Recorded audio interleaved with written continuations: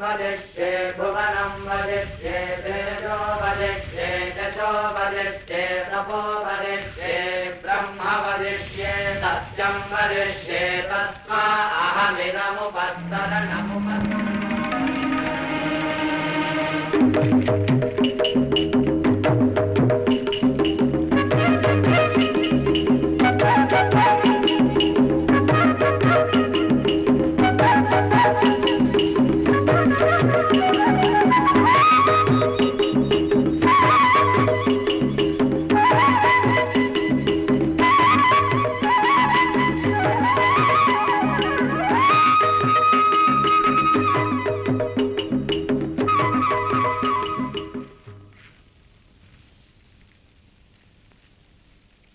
ഋഷ്യശൃംഗൻ, വിഭാണ്ഡക മഹർഷിയുടെ പുത്രൻ.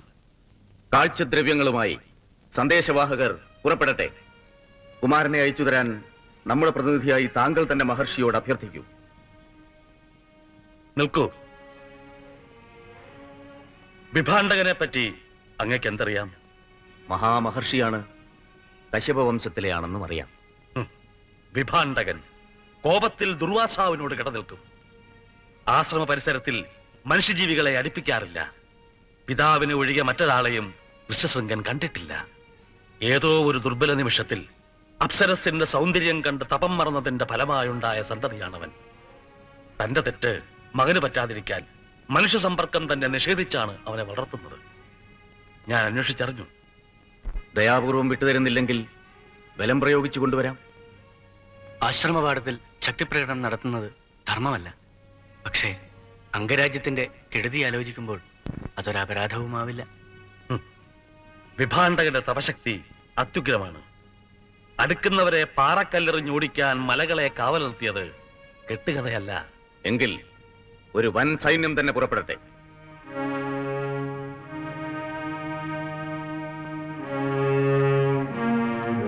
അലസത കൊണ്ട് വീര്യം കെട്ട സൈനികർക്ക് പ്രയാസമാവട്ടെ.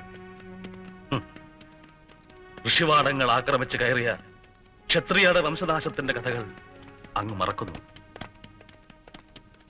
അംഗരാജ്യത്തിന് കൂടുതൽ ശാപങ്ങൾ ക്ഷണിച്ചു വരുത്തണോ? പിന്നെ നാം എന്തു ചെയ്യണം? ഇപ്പോൾ അങ്ങ് വിശ്രമിക്കണം. ഞാൻ വീണ്ടും ഒന്ന് പ്രശ്നവിചാരം നടത്തട്ടെ.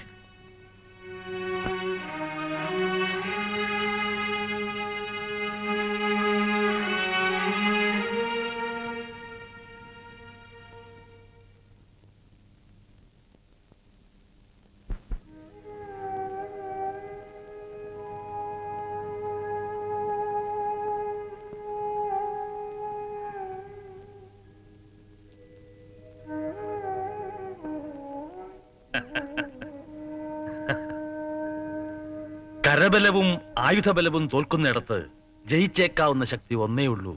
മൂഢാ, അത് ആലോചിക്കാത്തതെന്ത് എന്ന് അദ്ദേഹം ശാസിച്ചു. എന്റെ ഗുരു. അദ്ദേഹം ഇവിടെ? സ്വപ്നത്തിൽ ഞാൻ വീണ്ടും അദ്ദേഹത്തെ കണ്ടു. സ്വപ്നങ്ങൾ വ്യാഖ്യാനിച്ചു കഴിയുമ്പോഴേക്ക് അംഗരാജ്യത്ത് ഒരു പുൽക്കൊടി പോലും ബാക്കിയുണ്ടാവില്ല. തപശക്തിയെ അടിപണിയിച്ച ഒരു മഹാശക്തിയെ പറ്റി ചിന്തിക്കാത്ത ഞാൻ ഒരു മൂഢൻ തന്നെ.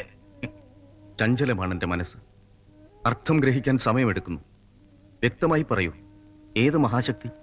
3.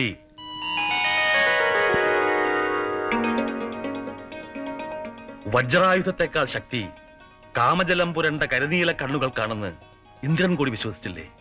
ബ്രഹ്മർഷിപദം നേടാനുള്ള വിശ്വാമിത്രന്റെ കൊടും തപസ് മുടക്കാൻ അയച്ചത് മേനകയല്ലേ? ശകുന്തളയുടെ ഉൽപ്പത്തി ഞാനും കേട്ടിട്ടുണ്ട്. അതൊന്നു മാത്രമല്ലല്ലോ, ചിരഞ്ജീവിയായ വ്യാസന്റെ മനസ്സിളക്കിയത് കൃതാജിയല്ലേ? എന്തിന് ഈ വിഭാണ്ഡകൻ തന്നെ അർത്ഥനഗ്നയായ ഉർവശിയെ കണ്ടപ്പോൾ തപം മറന്ന സംഭവം ഞാൻ പറഞ്ഞല്ലോ. പക്ഷേ അംഗരാജ്യത്ത് അപ്സരസുകളില്ലല്ലോ. അപ്സരസുകളെ അതിശയിക്കുന്ന ഒരു വരവർണ്ണിനിയെങ്കിലും നമ്മുടെ അന്തഃപുരത്തിലുണ്ടല്ലോ. ശാന്ത, അങ്ങ് പറയാറില്ലേ? തപസ്സുകളുടെ ശാപകഥകൾ കേട്ടതുകൊണ്ടായിരിക്കും ശാന്തയെ തന്നെ മനസ്സാ തെരഞ്ഞെടുത്തത്. ശല്യം തീരുമല്ലോ. തപസ്സിരിക്കുന്നതിലും എളുപ്പമല്ലേ തപം മുടക്കുന്നത്?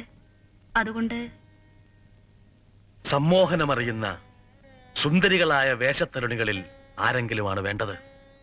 അവരെ സഭാമണ്ഡപത്തിലേക്ക് വരുത്താം. ചതുരകളായ വാരസ്ത്രീകൾ ചമ്പാവരിയിലുമുണ്ട്. അങ്ങയ്ക്ക് ബോധ്യമാവും.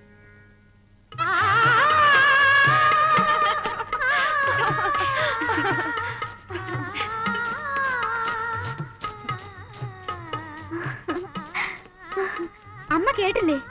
തെരഞ്ഞെടുക്കുന്നവർക്ക് 10,000 സ്വർണ്ണ നിഷ്കം, കൊട്ടാരത്തിൽ നൃത്ത മത്സരം. അറിഞ്ഞു. പ്രത്യേക മന്ദിരം കൂടി കിട്ടുമെന്നാണ് കേൾവി. സ്ഥാനമാനങ്ങൾ വേറെ, തെരുവിലെ വീടുകളിൽ ആകെ ബഹളം. നല്ലത്. സാർത്ഥവാഹക സംഘങ്ങളുടെ വരവ് നിന്നപ്പോൾ ദാസിത്തെരുവിലെ വീടുകൾ ഉറങ്ങിക്കിടക്കുകയാണല്ലോ. എല്ലാവരും മത്സരിക്കട്ടെ, നമ്മളില്ല. രാജസദസ്സിൽ നിന്റെ അരങ്ങേറ്റം എപ്പോൾ നടത്തണമെന്ന് ഞാൻ നിശ്ചയിക്കും. നാട് മുഴുവൻ വരണ്ടു വെന്തടിയുമ്പോൾ തന്നെയാണ് രാജാവ് ഉത്സവവും മത്സരവും ഒക്കെ നടത്തേണ്ടത്. ഉത്സവം നല്ലതല്ലേ മാലിനി? കുടിനീരിന് പകരം കുറച്ച് സംഗീതം, വിശപ്പ് മറക്കാൻ സുന്ദരിമാരുടെ നൃത്തം, ജനങ്ങളെ വിഡ്ഢികളാക്കാൻ എന്തെങ്കിലുമൊക്കെ കാട്ടിക്കൂട്ടണമല്ലോ കൊട്ടാരത്തിലുള്ളവർക്ക് എന്നും. നമ്മൾ ഒരു മത്സരത്തിനുമില്ല, മനസ്സിലായില്ലേ?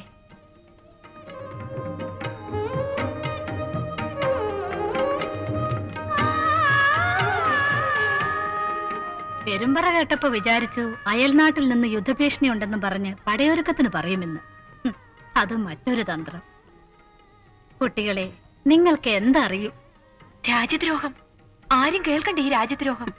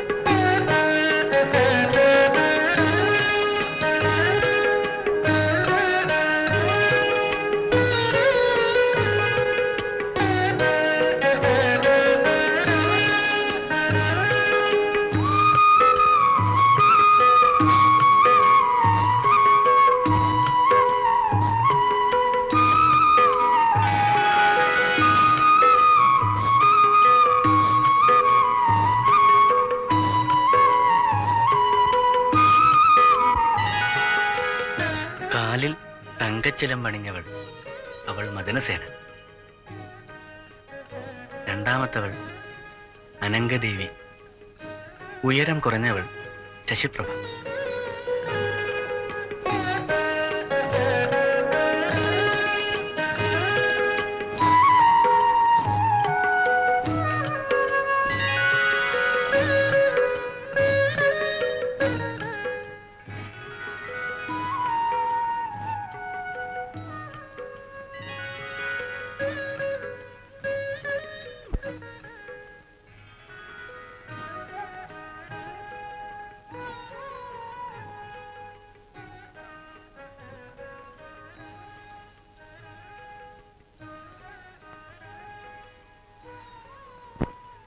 സമ്മാനസംഖ്യ ചെറുതായതുകൊണ്ടാണോ മത്സരം വേണ്ടെന്ന് വെച്ചത്?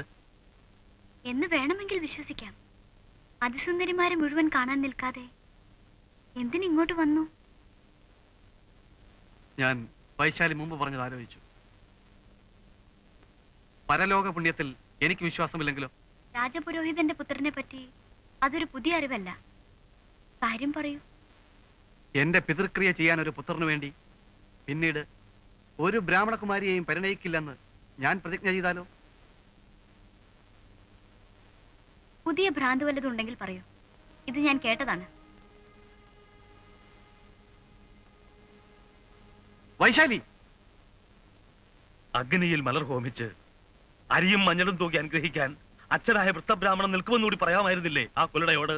ദാസിപുത്രിയായി പിറന്നതുകൊണ്ട് മാത്രം ഒരുത്തി കുലടയാകണമെന്നില്ല. രാജപുരോഹിതന് അതോ പുരോഹിതന്റെ പുത്രന് ഈടുവെപ്പിൽ പൊൻപണങ്ങളുടെ കൂമ്പാരമുണ്ടെന്ന് തെറ്റിദ്ധരിച്ചോ ആ വേഷത്തിരണി? അച്ഛാ, വെറുതെ കണ്ടക്ഷോഭം നടത്തണമെന്നില്ല. അവൾ എന്റെ വധുവാകാൻ പോകുന്നവളാണ്. ഞാൻ നിശ്ചയിച്ചു കഴിഞ്ഞു. നിർത്ത്. മകരമധ്യത്തിൽ നിന്നത് വിളിച്ചു പറയാനും ഞാൻ മടിക്കില്ല.